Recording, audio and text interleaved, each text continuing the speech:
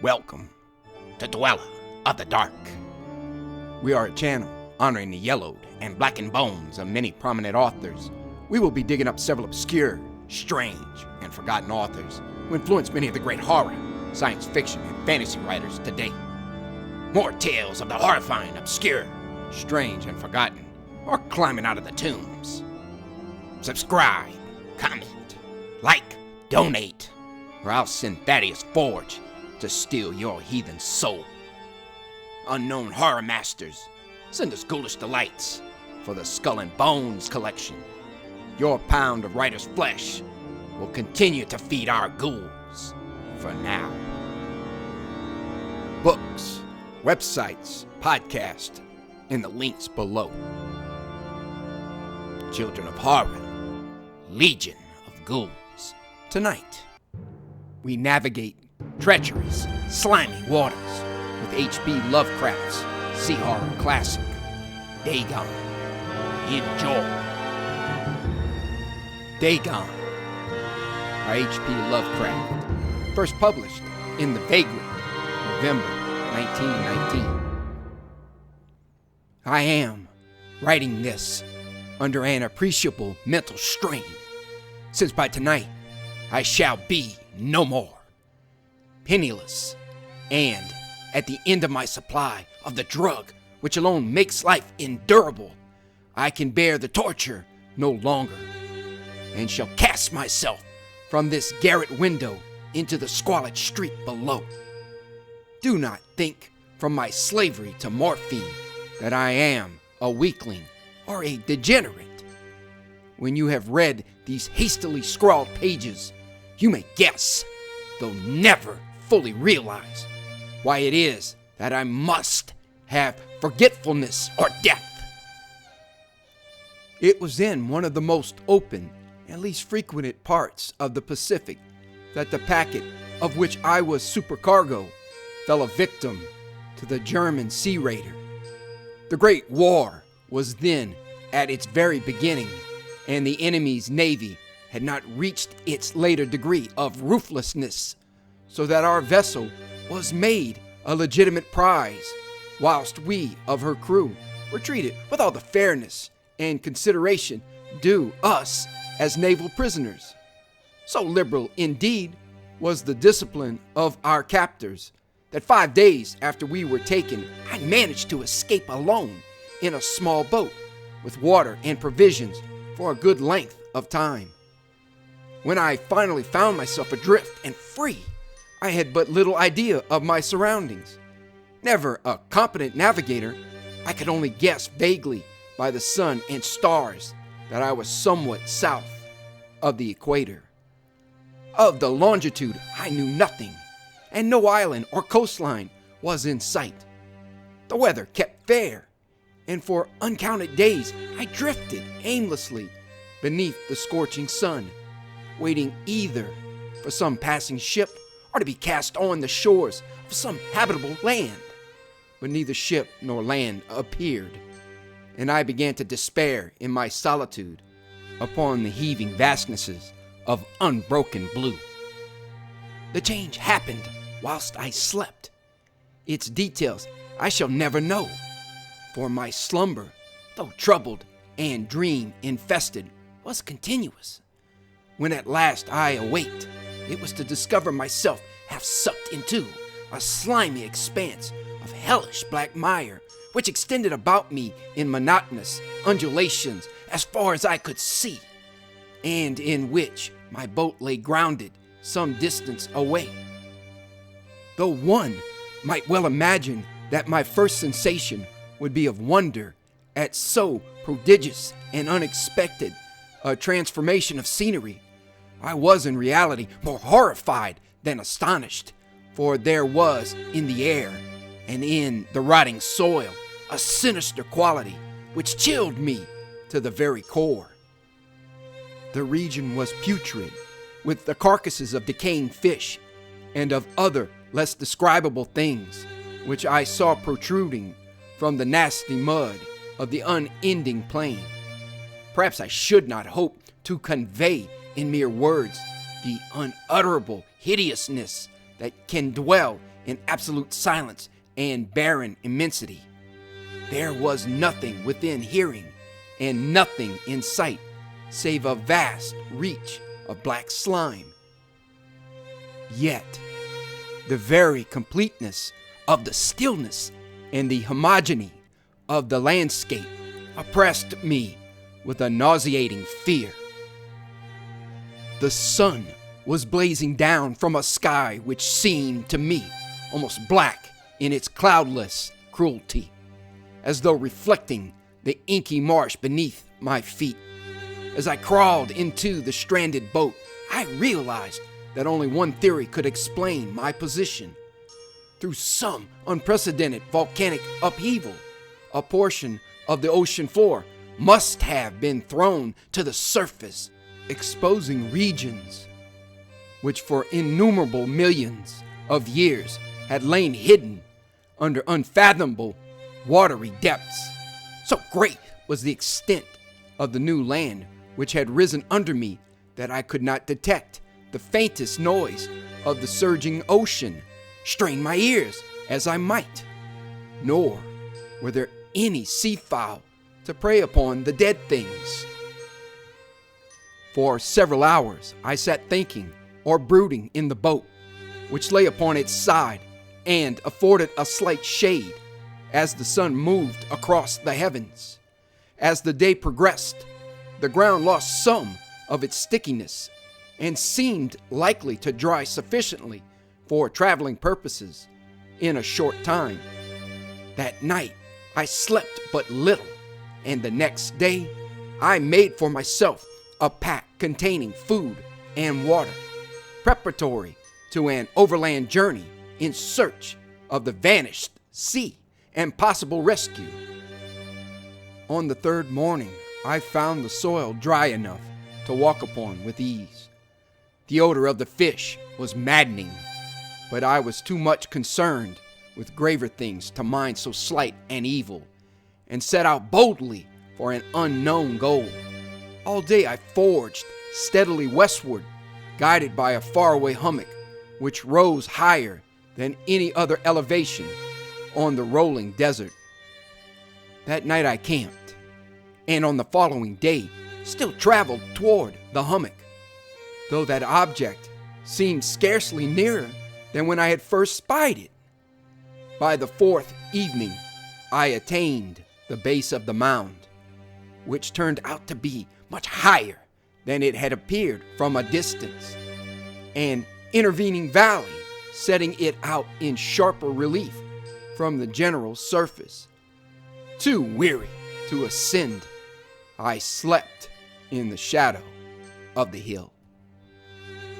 I do not know why my dreams were so wild that night, but before the waning and fantastically gibbous moon had risen far above the eastern plain, I was awake in a cold perspiration, determined to sleep no more. Such visions as I had experienced were too much for me to endure again, and in the glow of the moon, I saw how unwise I had been to travel by day. Without the glare of the parching sun, my journey would have cost me less energy. Indeed, I now felt quite able to perform the ascent which had deterred me at sunset. Picking up my pack, I started for the crest of the eminence. I have said that the unbroken monotony of the rolling plain was a source of vague horror to me, but I think my horror was greater when I gained the summit of the mound and looked down the other side into an immeasurable pit or canyon, whose black recesses the moon had not yet soared high enough to illumine. I felt myself on the edge of the world, peering over the rim into a fathomless chaos of eternal night. Through my terror ran curious reminiscences of Paradise Lost and of Satan's hideous climb through the unfashioned realms of darkness. As the moon climbed higher in the sky, I began to see that the slopes of the valley were not quite so perpendicular as I had imagined. Ledges and outcroppings of rock afforded fairly easy footholds for a descent, whilst after a drop of a few hundred feet, the declivity became very gradual. Urged on by an impulse which I cannot definitely analyze, I scrambled with difficulty down the rocks and stood on the gentler slope beneath, gazing into the Stygian deeps where no light had yet penetrated. All at once, my attention was captured by a vast and singular object on the opposite slope, which rose steeply about 100 yards ahead of me, an object that gleamed whitely in the newly bestowed rays of the ascending moon. That it was merely a gigantic piece of stone, I soon assured myself, but I was conscious of a distinct impression that its contour and position were not altogether the work of nature. A closer scrutiny filled me with sensations I cannot express, for despite its enormous magnitude and its location in an abyss which had yawned at the bottom of the sea since the world was young, I perceived beyond a doubt that the strange object was a well-shaped monolith whose massive bulk had known the workmanship and perhaps the worship of living and thinking creatures. Dazed and frightened, yet not without a certain thrill of the scientist or archaeologist's delight, I examined my surroundings more closely. The moon, now near the zenith, shone weirdly and vividly above the towering steeps that hemmed in the chasm, and revealed the fact that a far-flung body of water flowed at the bottom, winding out of sight in both directions and almost lapping my feet as I stood on the slope. Across the chasm, the wavelets washed the base of the cyclopean monolith, on whose surface I could now trace both inscriptions and crude sculptures.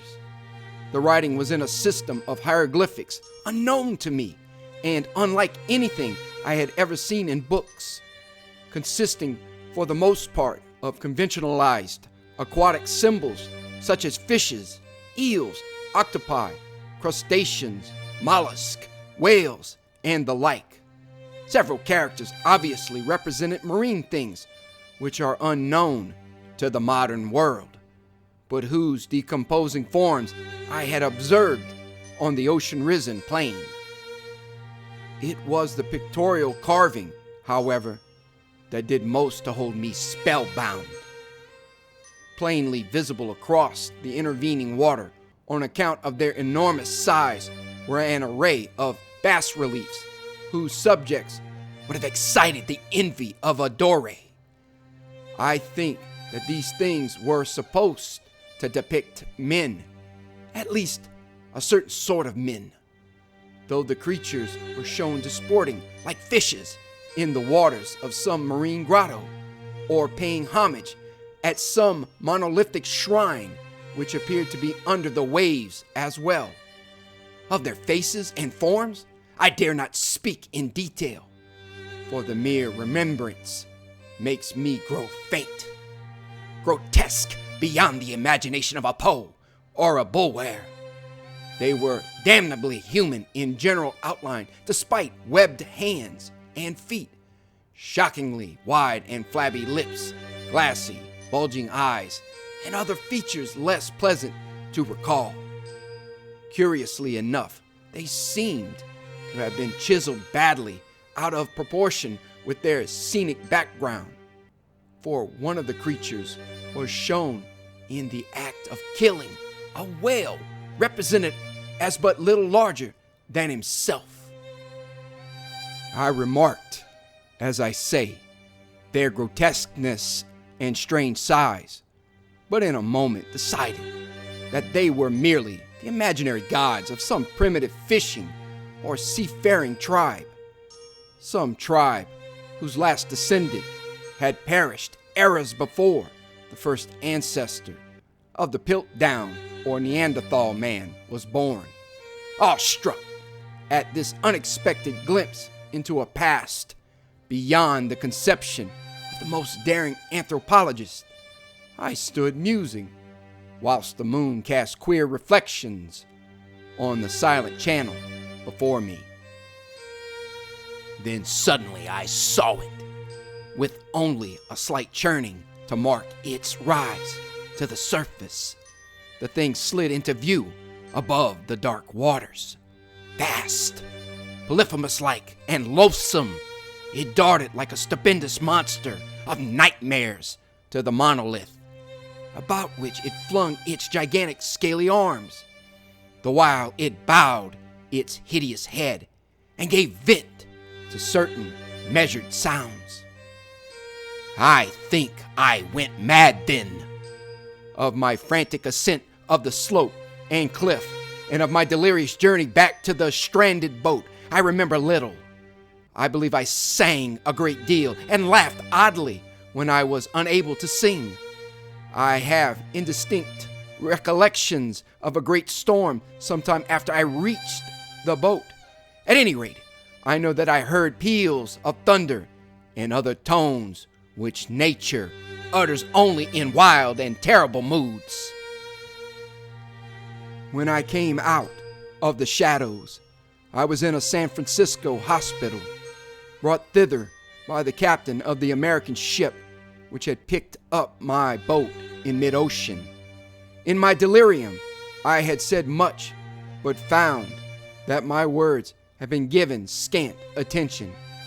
Of any land upheaval in the Pacific, my rescuers knew nothing, nor did I deem it necessary to insist upon a thing which I knew they could not believe. Once I sought out a celebrated ethnologist and amused him with peculiar questions regarding the ancient Philistine legend of Dagon, the fish god.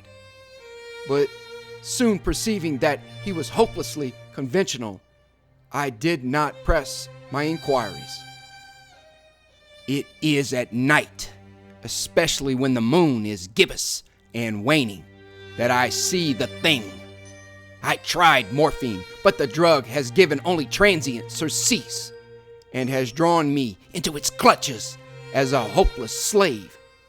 So now I am going to end matters, having written a full account for the information or the contemptuous amusement of my fellow men. Often I ask myself if it could not all have been a pure phantasm, a mere freak of fever as I lay sun-stricken and raving in the open boat after my escape from the German man-of-war. This I ask myself, but ever does there come before me a hideously vivid vision in reply. I cannot think of the deep sea without shuddering at the nameless things that may at this very moment be crawling and floundering on its slimy bed, worshiping their ancient stone idols and carving their own detestable likenesses on submarine obelisks of water-soaked granite. I dream of a day when they may rise above the billows to drag down in their reeking talons the remnants of puny, war-exhausted mankind. Of a day when the land shall sink and the dark ocean floor shall ascend amidst universal pandemonium. The end is near. I hear a noise at the door, as of some immense, slippery body lumbering against it. It shall not find me. God, that hand! The window! The window!